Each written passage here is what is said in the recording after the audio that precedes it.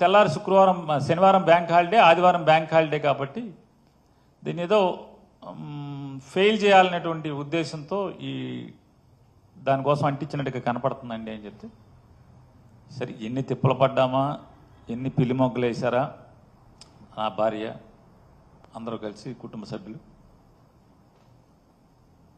ఆవిడ చివరికి ఆ డబ్బుల్ని ఫెయిల్ అవ్వకూడదు అనేది చేసుకుని ఆ డబ్బుల్ని జమ చేసి జాయింట్ కలెక్టర్ గారికి లెటర్ ఇస్తూ, ఆ లెటర్లో కూడా వారు చెప్పడం జరిగింది, కేవలం నైతిక బాధ్యత తీసుకుని మీ యొక్క ఆదేశాలని గౌరవించడానికి మాత్రమే ఈ డబ్బు జమ చేస్తున్నాను తప్పితే మీరు దాంట్లో ఎట్రిబ్యూట్ చేసినటువంటి లేదా ఆరోపించబడినటువంటి ఏ నిందలు కానీ ఏ కార్యక్రమాలకు కానీ మేము అంగీకరించట్లేదు, మేము డినై చేస్తున్నాము అవన్నీ కూడా చెప్తూ వారికి లెటర్ కూడా ఇవ్వటం జరిగింది జాయింట్ కలెక్టర్ గారికి.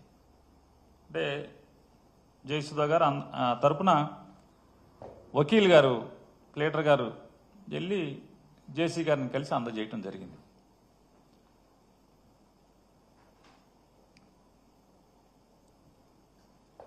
పదమూడో తారీఖునే ఉదయం జయసుధా గారు జిల్లా కోర్టులో బెయిల్ మూవ్ చేశారు. బెయిల్ మూవ్ చేసిన తర్వాత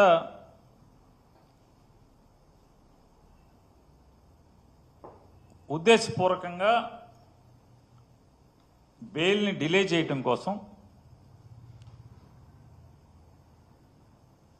దానిలో ఉన్న పీపీని మార్చి, నేను కొత్తగా ఛార్జ్ తీసుకున్నాను కాబట్టి, అంటే విజయవాడ నుంచి డిప్యూటీ డైరెక్టర్ ప్రాసిక్యూషన్స్ హోదాలో ఉన్నటువంటి ఒక ప్రభుత్వ న్యాయ నిపుణులు అంటే గవర్నమెంట్ లీడర్ గారిని అపాయింట్ చేశారు. వారు వచ్చి నాకు సమయం కావాలి, ఇవాళ ఉద్యోగంలోకి వచ్చాను అని చెప్పటం, వెంటనే మళ్ళీ వాయిదా తీసుకోవటం, వాయిదా తీసుకున్న రోజు మళ్ళీ వచ్చి పోలీసులు కేస్ డైరీని కోర్టుకు సబ్మిట్ చేయలేదండి. ఎందుకంటే అది సరాసరి పోలీస్కి జడ్జి గారికి సంబంధించినటువంటి, అంటే ఛార్జ్షీట్, ఫైనల్ ఛార్జ్షీట్ వేసే వరకు కూడా అది సీక్రెట్ డాక్యుమెంట్ కాబట్టి పోలీసు అప్పటి వరకు వారు ఏమేమి ఇన్వెస్టిగేషన్ చేశారు, ఈ దీంట్లో ఏమేమి వాళ్ళు తప్పులు కనుగొని పసిగట్టి డాక్యుమెంటరీ ఎవిడెన్స్తో సహా వారు నిర్ధారణకు వచ్చారో అవన్నీ కూడా జడ్జి గారికి రాసి ఇవ్వాల్సినటువంటి రిపోర్టు. ఆ రోజు కూడా పోలీసులు ఇంకా సీడీ తయారు చేయలేదండి అని చెప్పిన వాయిదా తీసుకుని నెక్స్ట్ వెంటనే ఆ పీపీ గారితో సెలవు పెట్టించారు. సెలవు పెట్టించి మళ్ళీ ఇంకొక వాయిదా, పీపీ గారు సెలవు అంటే ఇంకొక వాయిదా, మళ్ళీ ఆ సెలవు రోజుకి ఆవిడ రారని చెప్పని కొత్తగా మళ్ళీ ఒక మూడో కృష్ణుని, ఇంకో మూడో పీపీని కొత్తగా అపాయింట్ చేసి, అంటే ఇదంతా అంటే ఏదో రకంగా శ్రీమతి జయసుధ గారిని, అట్లాగే వారిని అరెస్ట్ చేయడమే కాకుండా పేర్ని నానిని కూడా ఖచ్చితంగా అరెస్ట్ చేయాలనేటువంటి రాజకీయ కక్షతో ఈ కార్యక్రమాలన్నీ చేసుకుంటూ వస్తున్నారు. ఇదైతే అంటే నేను చూశాను, చాలామంది టీవీ విశ్లేషకులు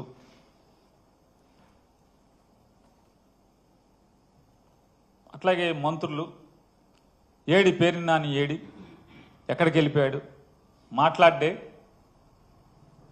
ఇన్నాళ్ళు ప్రతిదాన్ని వైసీపీ తరపున భుజాన్ని వేసుకుని మాట్లాడేవాడు, వాడి విషయానికి వచ్చేప్పటికి ఆడేం మాట్లాడట్లేదు, ఏమైపోయాడు, పారిపోయాడు పారిపోయాడు పారిపోయాడు. నేను ఎక్కడికి ఏం పారిపోలేదు. నేను అందరినీ కూడా ఎవరెవరైతే నేను పారిపోయానని చెప్పని మాట్లాడుతున్నారు. నేను ఒకటే మిమ్మల్ని ఒక చిన్నగా కోరుకుంటున్నాను. ఒకటి, మీరు ఒక్కదానికి మీ అంతరాత్మను ప్రశ్నించుకుని సమాధానం చెప్పండి. మీ మీద కక్షతో మీ ఇంట్లో ఆడవాళ్ళని మీద కేసులు కడితే మీరు ఇంట్లో ఆడవాళ్ళని రక్షించుకుంటానికి ప్రయత్నం చేస్తారా, లేదా ఇంటి ఆవిడ్ని ఇంటి ఇల్లాల్ని జైలుకు పంపించే కార్యక్రమాన్ని మీరు చేస్తారా? అభం శుభం తెలియని వాళ్ళని చెప్పండి. మీరు రాసిన వాళ్ళని కానీ మాట్లాడిన వాళ్ళని కానీ యూట్యూబ్లో అందరినీ నేను అడుగుతున్నాను. నేను ఇది విమర్శనాత్మకంగా అడగట్లా, పరుషంగా మాట్లాడట్లా. సరే అయిపోయాక ఒక మంత్రి గారు అయితే దొంగతనం చేస్తే రాజకీయ కక్ష ఏంటి, అదేంటిది ఏంటి అని మాట్లాడుతున్నారు. నేను చేశానని చెప్పని మీకు ఆధారాలు ఉన్నాయా? ఎలా మీరు నేను దొంగతనం చేశానని మీరు మాట్లాడతారు? ఇన్వెస్టిగేషన్ కంప్లీట్ అవ్వలేదని చెప్పనేమో మీ పోలీసులే చెప్తున్నారు. ఆల్రెడీ నిన్న కేసు డైరీ కోర్టుకి ఇచ్చి దాంట్లో కూడా ఈ విషయాలు ఏం మాట్లాడలేదని చెప్పని అంటున్నారు. ఇవన్నీ మీడియాలో వచ్చినాయి, నేను కాదు. నేను కోర్టుకు వెళ్ళలేదు. అన్నీ కోర్టు వ్యవహారాల దగ్గర నుంచి పోలీసులు ఏం చేయాలి, ఎవరేమనుకుంటున్నారు, మీరు ఎందుకు ఈ చేయరు అవి చేయరు అని కూడా రాసేటువంటి పెద్దలందరినీ కూడా నేను అడుగుతున్నాను ఒక మాట.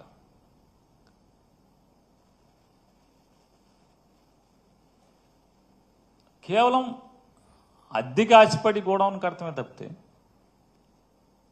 అద్దె వస్తుంది, దాని మీద లోన్ ఉంది, ఓ 3 ఏళ్ళో 4 ఏళ్ళకో లోన్ తీరిపోతే తర్వాత ఖర్చులు పోను వచ్చేది ఉంటే సరే చచ్చిపోయే వరకు బతకడానికి సరిపోద్దని కట్టింది తప్పితే తప్పుడు పనులు చేద్దామని కాదు కదా. నిజంగా తప్పుడు పనులు చేయాలంటే ఇదే కావాలా? ఇది చేస్తాడు ఎవడన్నా?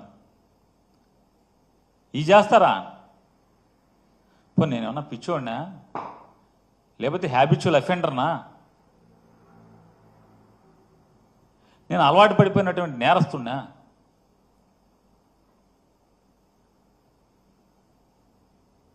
మంత్రిగా, ఈ రాష్ట్రానికి మంత్రిగా నేను పనిచేసినప్పుడు వెనకలికి పెద్దలు చెప్పిన సామెత ఉంటుంది కదా, మంచోడి మొహమాటం మాంసం కూర ఉన్న దగ్గర భోజనం దగ్గరను చూడమని చెప్తారు. అంటే నాన్ వెజిటేరియన్ తినేవాళ్ళలో సామెత అది.